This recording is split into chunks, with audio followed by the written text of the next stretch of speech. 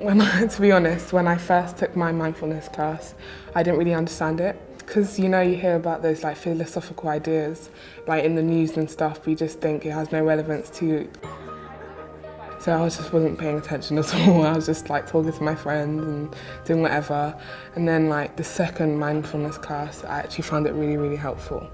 And I started to use it in day-to-day life, like my brother, my homework. Once you've done your homework, you just need a break, so you can't just lie down and sleep. It only takes 10 minutes, so it's enough just to relax your brain.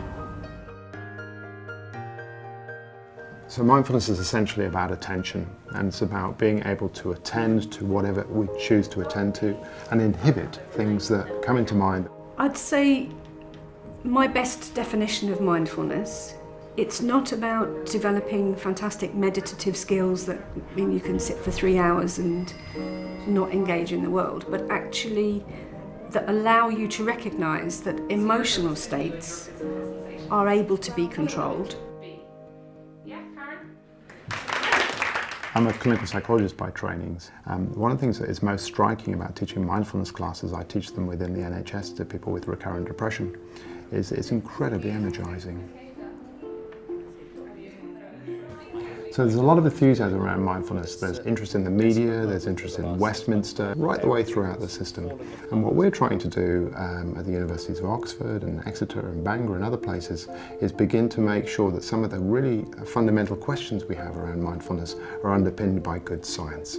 Last year what we did was we ran a feasibility study with 522 young people in secondary schools, and what we found was that levels of stress and low-grade depressive symptoms went down in those who received the mindfulness training compared to the control groups.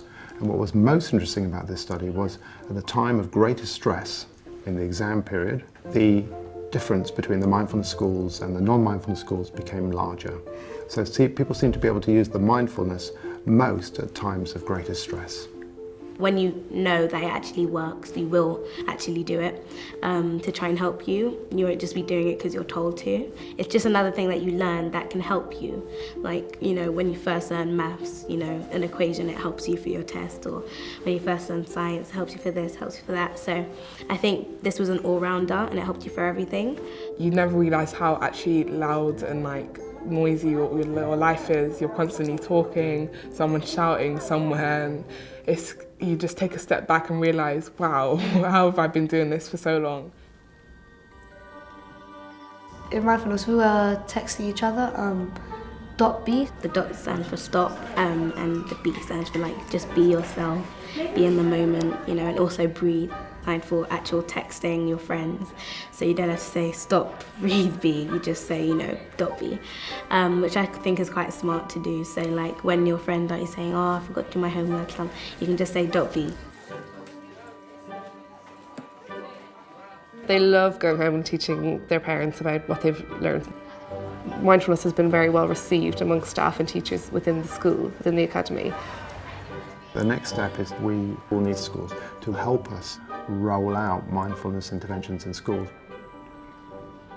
I would say to schools who've heard about mindfulness and are considering introducing it, don't start with a blanket approach. That starting with staff will prove its worth, and sharing that with children becomes much more natural.